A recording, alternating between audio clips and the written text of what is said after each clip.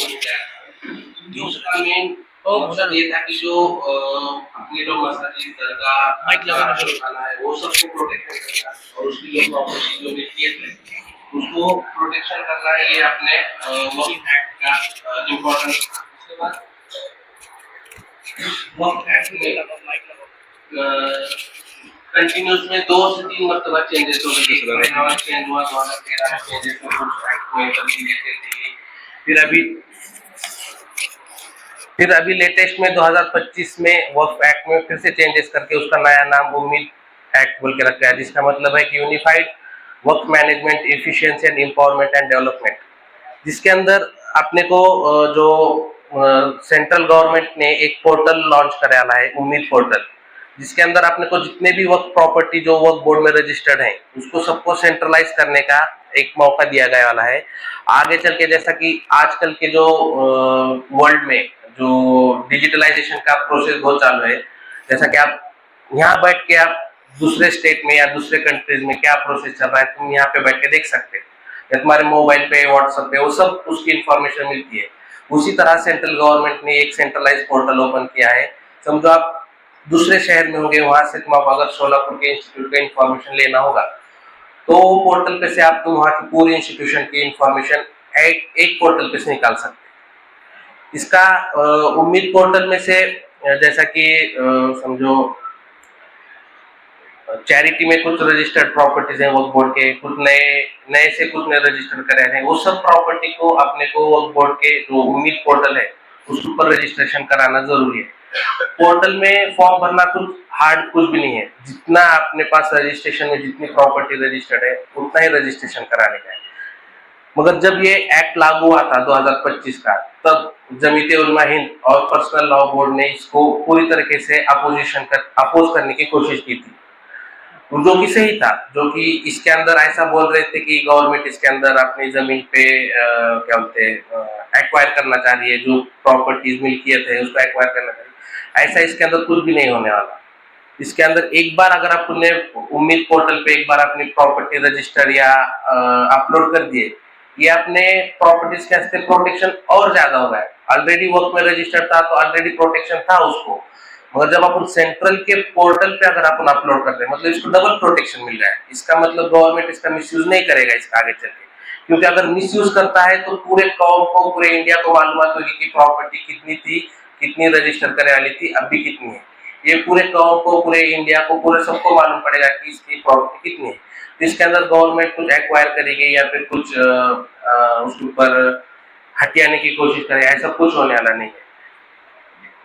और उम्मीद पोर्टल पे जो जो रिक्वायर्ड डॉक्यूमेंट है अपने जो आफ्ताब साहब है उसके अंदर बता देंगे। सिंपल से डॉक्यूमेंट है जो अपलोड करने वाला है उसकी इंफॉर्मेशन देना है, और जो जो अपने मसाजिद की जो जो डॉक्यूमेंट है वेरीफाइड डॉक्यूमेंट वो सिर्फ उसके ऊपर अपलोड करना है। जब मुस्लिम पर्सनल लॉ बोर्ड और अपने जमीयत उलमा हिंद ने सुप्रीम कोर्ट में जाके वो वक्फ एक्ट को रुकाने की जो कोशिश की थी,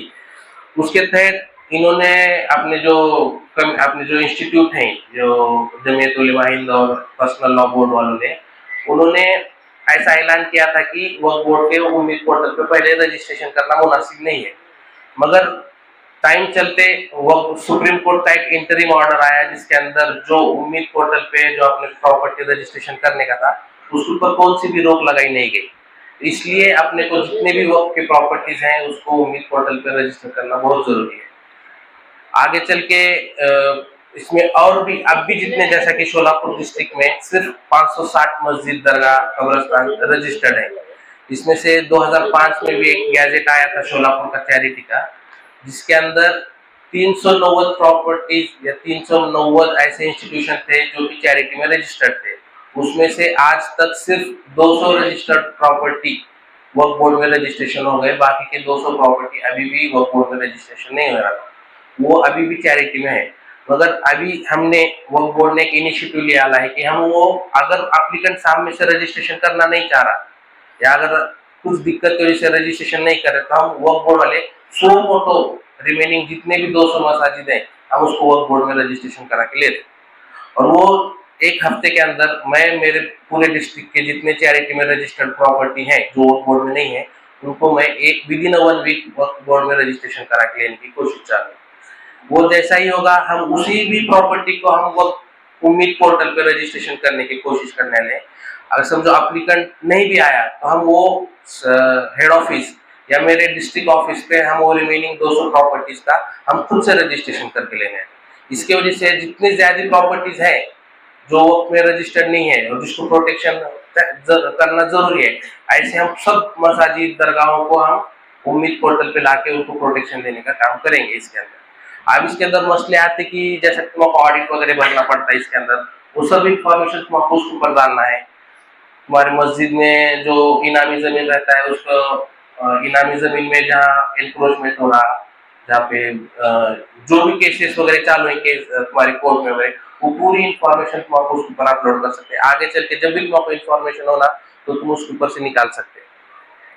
और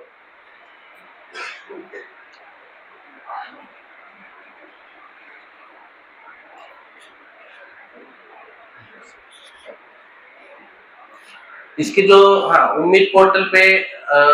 आखिरी डेट तो 5 दिसंबर है, उसके पहले जितना ज्यादा जल्दी कर सकते हैं उतना ठीक है। और इसके वास्ते अब कैसा है जो 8 अभी फिलहाल तो 560 है और प्लस 200 अगर मसाजिद और बढ़ जाएंगे तो टोटल प्रॉपर्टीज हो रहे अपने 800 के करीब प्रॉपर्टीज हो रहे। तो ये एक से करना मुनासिब नहीं, एक में प्रॉपर्टी रजिस्ट्रेशन करना, क्योंकि एक प्रॉपर्टी अगर अपन रजिस्टर कर रहे तो कम से कम पौन घंटा रजिस्ट्रेशन को लगता है एक प्रॉपर्टी रजिस्ट्रेशन। बहुत बड़ा फॉर्म है, डॉक्यूमेंट रहते हुए भी तुमको पौन घंटा लगता है क्योंकि बहुत बड़ा फॉर्म है। हर बारी को तुमको डबल इंफॉर्मेशन भरना है। एक सिटी सर्वे करा, एक सर्वे नंबर रहा तो पौन घंटा, अगर उसके अंदर ज्यादा मल्टीपल सिटी सर्वे नंबर रहेंगे तो और टाइम लगेगा उसके अंदर भरने के लिए। तो इसके सिलसिले से हमने जमीयत के साथ एक मुंबई में भी 19 सितंबर को एक मीटिंग अरेंज की थी, जिसके अंदर जो तुम्हारे जमीयत के जो सदस्य साहब थे उनके साथ हमारी अच्छी मीटिंग हुई। पूरे महाराष्ट्र के भी वहाँ पे जमीयत के जिम्मेदार और वक्फ बोर्ड की पूरी टीम वहाँ पे प्रेजेंट थी। उसके अंदर ये तय किया था कि जमीयत भी इसमें वक्फ बोर्ड के उम्मीद पोर्टल पर रजिस्ट्रेशन के वास्ते आगे बढ़ चढ़ के हिस्सा लेगी। तो इस सिलसिले में उसके बाद हमने शोलापुर की जमीयत उलेमा हिंद के साथ भी हमने मीटिंग की थी। उनके वहाँ पे भी हमने ये डिसाइड किया था कि हम एक शोलापुर में बड़ा कैंप अरेंज करेंगे इसके रिलेटेड। फिर जो भी अब जमीयत ने कुछ माही सेवा केंद्र के बच्चों को अपॉइंट करने वाला है रजिस्ट्रेशन के लिए, उस दिन हमने गूगल मीट पे भी ऐसे जो बच्चे फॉर्म भरने के वास्ते इंटरेस्टेड है उनके हमने गूगल मीट लेके उनको हम सबको ट्रेनिंग दी वाली थी। आप उनके साथ कांटेक्ट करके उनसे भी फॉर्म भर के ले सकते हैं। अगर कोई भी अगर परेशानी होती होगी तो आपका मेरा नंबर तो वेबसाइट पे है, मैं इनके पास भी हासिफ साहब के पास भी नंबर दूंगा, तो उनके पास नंबर लेके मेरे को कभी भी फोन करके अगर कुछ डाउट होगा तो आप पूछ के मैं क्लियर कर दूंगा। शुक्रिया।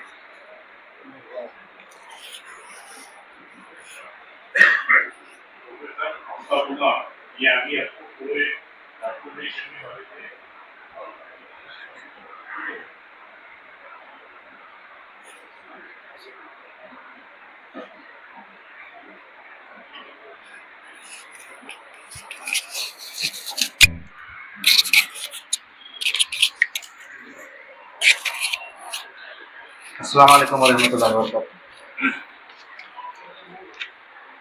उम्मीद सेंट्रल पोर्टल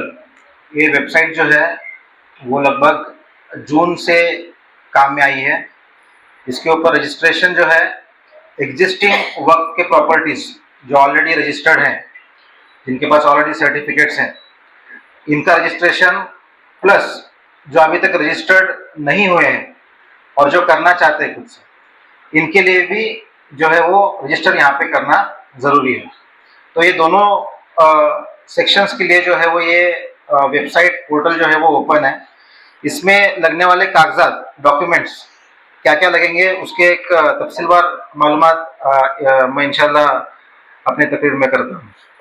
इसमें जो फर्स्ट स्टेप है, जो पहला स्टेप है आपके लिए as a trust, as a मस्जिद और एज अ दरगाह और एज अ कब्रिस्तान, सबसे पहले आपको जो है वो किसी एक जिम्मेदार शख्स की इंफॉर्मेशन देना है, उसको रजिस्टर करना है। मतलब कि आपके मुतवल्ली साहब रहेंगे, एडमिनिस्ट्रेटर रहेंगे, इमाम साहब रहेंगे, जो भी मस्जिद की इंफॉर्मेशन A to Z जिसके पास है वो शख्स जो है वो अपने यहाँ पे उनका पहला रजिस्ट्रेशन होना ज़रूरी है। उनके अकाउंट, वो जो नाम रहेगा वो उनके अकाउंट से ही, उनके नाम से ही उनका अकाउंट बनेगा, और वो अकाउंट, वो नाम के अंदर ही आपके 1 2 3 जितनी भी प्रॉपर्टीज रहेंगे वो रजिस्टर होने वाली है। इसमें सबसे पहले जो है वो उनका आधार कार्ड है, आईडी प्रूफ आधार कार्ड लगेगा, उसके साथ में उनका वोटर आईडी एड्रेस प्रूफ के लिए, या लाइट बिल उनके नाम से अगर रहेगा तो वो लगने वाला है अपने को। उसके बाद उनका एक फोटो लगेगा, कलर फोटो पासपोर्ट साइज, और उसके साथ में जो है वो ईमेल आईडी, अगर ईमेल आईडी आपका नहीं बना हुआ है तो हम वहाँ पे जो भी रजिस्टर्ड अपने यहाँ पे जो सेंटर्स के नाम बताएंगे वहाँ पे, या फिर आप खुद से भी अगर भर रहे हो तो आप नया ईमेल आईडी जो आपका रहेगा वो क्रिएट करके वहाँ पे डाल सकते हो। मोबाइल नंबर और ईमेल आईडी में एक बात आपको ध्यान रखना है कि ये मोबाइल नंबर हमेशा चालू होना चाहिए। ऐसा नहीं कि अगर कोई चेंज हो रहा है, ट्रस्टी चेंज हो रहा है या फिर कोई मेंबर चेंज हो रहा है तो वो मोबाइल नंबर चेंज हो जा रहा है या फिर नंबर बंद है, क्योंकि ये लॉगिन जो होगा वो मोबाइल नंबर के साथ में जो ओटीपी मिलने वाला है ओटीपी के थ्रू ही लॉगिन होने वाला है। तो इसके लिए जो है वो आप इन फ्यूचर रजिस्ट्रेशन के बाद जब भी इंफॉर्मेशन आप देखना चाहेंगे तो आपको मोबाइल नंबर सामने आपके लगेगा। तो जब भी आप रजिस्टर कर रहे हो तो आपके पास वो मोबाइल नंबर होना जरूरी है ओटीपी के लिए, वन टाइम पासवर्ड के लिए। ये होने के बाद साथ में आपके पूरे डॉक्यूमेंट्स अपलोड करना है। आपका आधार कार्ड रहेगा, आपका जो भी आप डॉक्यूमेंट दे रहे हो, पासपोर्ट रहेगा, आपका लाइट बिल है,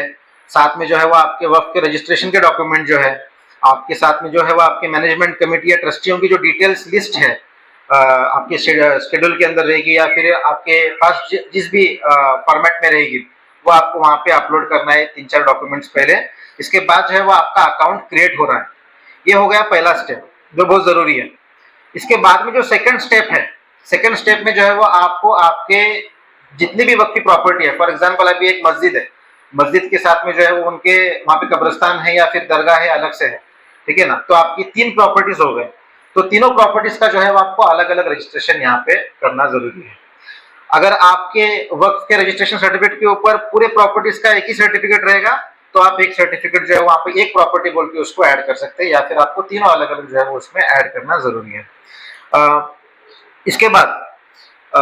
दूसरी चीज जो है, अभी आपने रजिस्टर्ड किया है और आपने मस्जिद को एक्सपांड किया है, एक्सटेंड किया है, या कब्रिस्तान को एक्सटेंड किया है, ठीक है ना, और उसका रजिस्ट्रेशन अभी तक आपके पास नहीं है, मतलब खरीद दिक्कत नहीं है, उतारे पे नाम नहीं है, मगर आपका वहाँ पे बाकी सारे इंतजाम चल रहे हैं, तो वो प्रॉपर्टी का यहाँ पे नहीं करना है। जितना रजिस्टर्ड आप बता रहे हो आपके 7/12 पे रहेगा, प्रॉपर्टी कार्ड पे रहेगा, या वर्क रजिस्ट्रेशन के टाइम पे आपने जो दिए हुए डॉक्यूमेंट्स पे रहेगा, उतने ही प्रॉपर्टी का रजिस्ट्रेशन करना है। नहीं हम फ्यूचर में लेने वाले हैं, वहाँ की बात चल रही है, वहाँ का वो चल रहा है हमारा, तो उसका अभी करने की जरूरत कुछ भी नहीं है। अगली बात, साथ में आपके डॉक्यूमेंट्स लगने वाले हैं जो ऑप्शनल डॉक्यूमेंट्स है, वर्क रजिस्ट्रेशन सर्टिफिकेट जो है वो कंपलसरी लगेगा आपको। उसके बाद जोड़ पत्र है, एनेक्सचर है, या फिर ऑर्डर है, ठीक है ना, और या फिर वक्फ डीड है, तो ये सारे डॉक्यूमेंट्स आपके पास रहेंगे। तो वो आपको वहाँ पे जितना आप डॉक्यूमेंट दे रहे हो, जितना बता रहे हो, वहाँ पे आपको उसकी डिटेल्स इनपुट करना है, डालना है, और जो जो डॉक्यूमेंट्स वहाँ पे मांगे जा रहे हैं अपलोडिंग के लिए वो आपको अपलोड करना है। इसके बाद 7/12 उतारा, प्रॉपर्टी कार्ड है, सर्वे नंबर है, प्लॉट नंबर है। अब ये सारी चीजें जो है वो आपके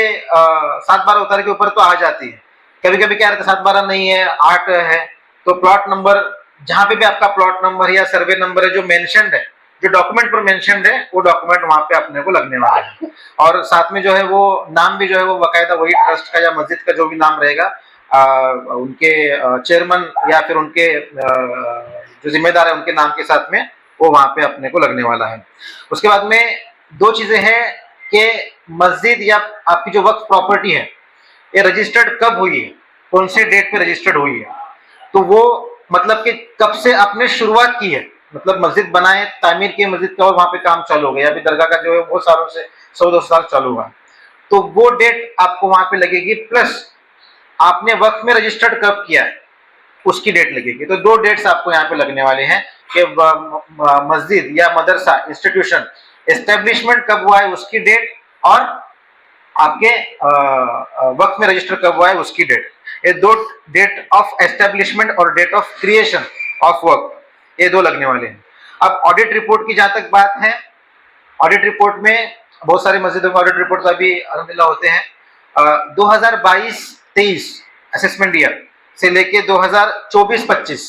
ये 3 साल के साल में से किसी भी एक साल का जो है वो एटलीस्ट मिनिमम ऑडिट रिपोर्ट रहना जरूरी है।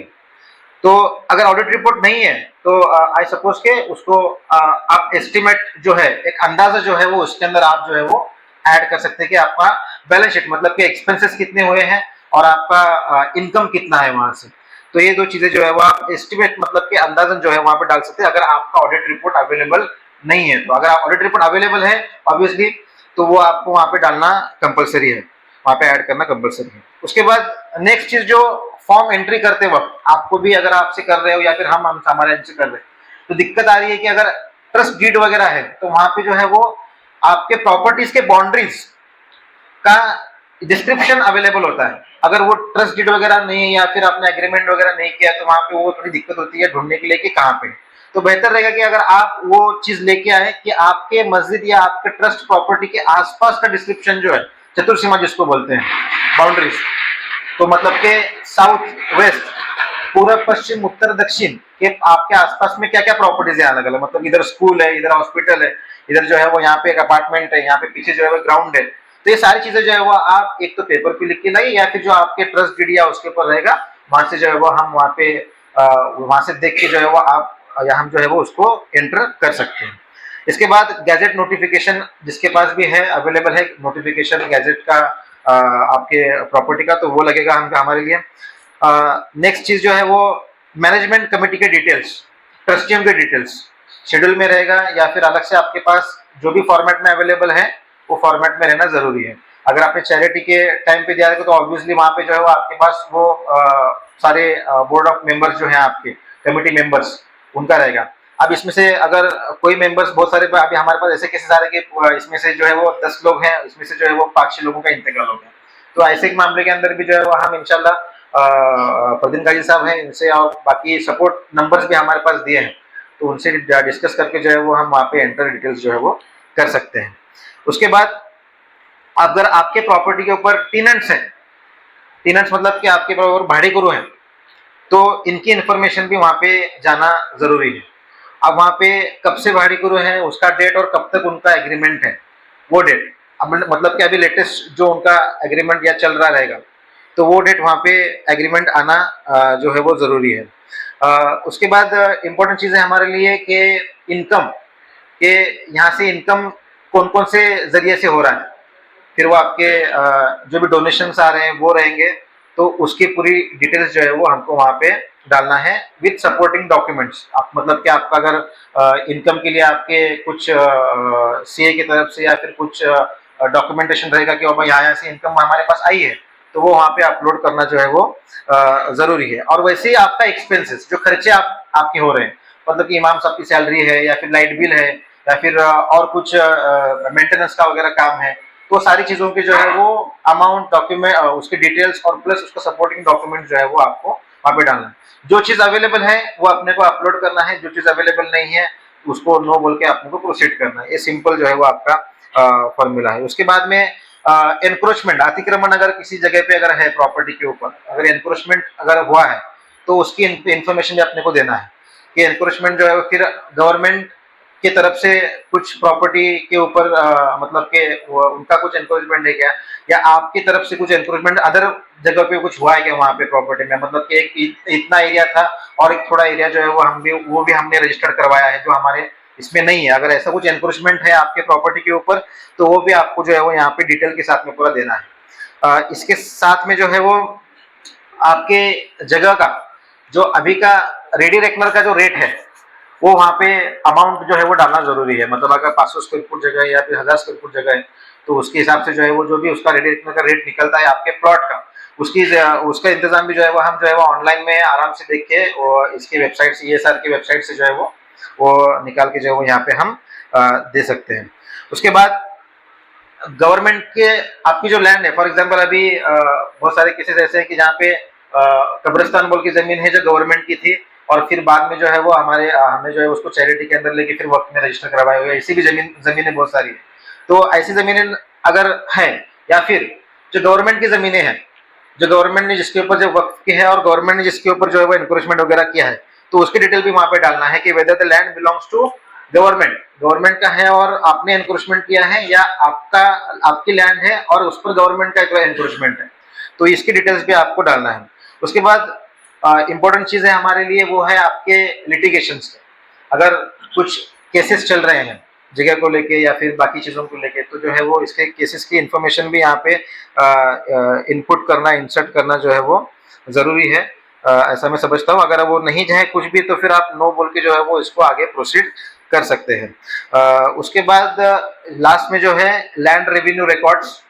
मतलब कि आपके लैंड रेवेन्यू ऑफिस के अंदर जो जमीन का रिकॉर्ड है, मतलब वही 7/12 वगैरह, मतलब कि बहुत सारी इन्फॉर्मेशन जो है यहाँ के आपके एड्रेस के रिलेटेड है, आपके लोकेशन के रिलेटेड है, तो वही इन्फॉर्मेशन जो है वो आपको रिपीट जो है यहाँ पे इनपुट करना पड़ सकता है। उसके बाद फील्ड सर्वे का जो रिपोर्ट है ये बहुत ही इंपॉर्टेंट चीज है, क्योंकि अभी बहुत सारे लोग जब हमारे पास आ रहे हैं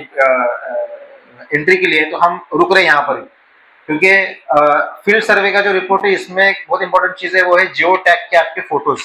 मतलब कि प्रॉपर्टी के, मस्जिद के, कब्रिस्तान के, दरगाह के जो है वो आपके जियो टैग वाले लोकेशन वाले फोटोज। इसके लिए जो है वो एक ऐप है, बहुत सारे ऐप्स हैं, ठीक है ना, 1-2-3 ऐप्स का लिंक जो है वो इंशाल्लाह दे देंगे हाजिफ सर के थ्रू, तो आप तक वो इन्फॉर्मेशन, या फिर आप अगर प्ले स्टोर पे जाके भी अगर आप सर्च करेंगे जियो टैग कैमरा बोल के या जियो कैमरा लोकेशन कैमरा बोल के, तो इसमें क्या होता है बेसिकली फोटो जैसा फोटो निकलता है, उसके नीचे जो है वो आपके प्रॉपर्टी की इंफॉर्मेशन, एड्रेस उसका उसका मतलब कि जगह कितनी है, मतलब उसका लोकेशन एग्जैक्ट क्या है, लॉन्गिट्यूड, लैटिट्यूड, और कब फोटो निकाला गया है, उसका टाइम और उसकी डेट, ये सारी चीजें जो है वो प्रिंटेड नीचे आती है फोटो के साथ में। तो वैसे वाला फोटो जो है वो हमको यहाँ पे अपलोड करना है फील्ड सर्वे के ऑप्शन में, और उसके साथ में फिर प्रॉपर्टी के अंदर कुछ भी अगर म्यूटेशंस है, फेरफार वगैरह है, तो उसकी भी डिटेल जो है वो अपने को यहाँ पे आपके 7/12 या प्रॉपर्टी कार्ड्स जो है वो लेके हमको यहाँ पे इंसर्ट करना है। और सबसे एंड में जो आता है आपकी वाकिफ की डिटेल्स, जिसने जमीन को वक्फ किया है, सॉरी वाकिफ की डिटेल्स जो है वो आपको यहाँ पे एंटर करना है। तो उसके रिलेटेड भी इंफॉर्मेशन, उनका नाम वगैरह, एड्रेस वगैरह, ये सारी चीजें जो है वहाँ पे डालना है, ठीक है। तो इस तरीके से जो है वो 2 स्टेप के अंदर आपका ये पूरा फॉर्म बनता है। लगभग जो है वो 20 से 21 सेक्शन है सपोज इसके अंदर। तो वक्त जो ज्यादा, अगर प्रॉपर, अगर डॉक्यूमेंट सही से हैं आपके सब बराबर है, तो आपको जैसे बताया गया कि 45 मिनट्स, पौन घंटा तक जो है वो इसको फॉर्म को लगता है, पौन घंटा से 1 घंटा तक जो है वो आपको फॉर्म के लिए लग सकता है। और बेहतर रहेगा जो जिम्मेदार शख्स है जिसका नाम आप यहाँ पे दे रहे हैं वो सामने रहेंगे, तो साथ में रहेंगे तो काम जो है वो फास्ट हो सकता है, वो जल्दी हो सकता है। अगर वो नहीं है तो फिर हर चीज के लिए फिर फोन करेंगे, बहुत सारा ऐसा होता है कि पूछो, फिर ये जमीन यहाँ पे, ये मतलब ऐसा होता है, तो वक्त इसमें जाया जाता है, क्योंकि इसके अंदर जो है वो 10 मिनट की डेडलाइन है, 10 मिनट का टाइम लिमिट है, 15 मिनट का 15 मिनट का टाइम लिमिट है। अगर 15 मिनट के अंदर अगर अपन उस पर्टिकुलर फॉर्म को सेव नहीं करते या सब नेक्स्ट नहीं करते, तो वो फॉर्म जो है उनको वापस से फिल करना पड़ता है, वो सेक्शन वापस से फिल करना पड़ता है। तो उसके लिए जो है वो 15 मिनट्स का जो डेडलाइन है उसको सामने रखते हुए जो है वो इंशाल्लाह आप जो भी जिम्मेदार शख्स है वो सामने रहेंगे, तो हमको जो है वो एंट्री करने में जो है वो आसानी से। हाँ, ओके।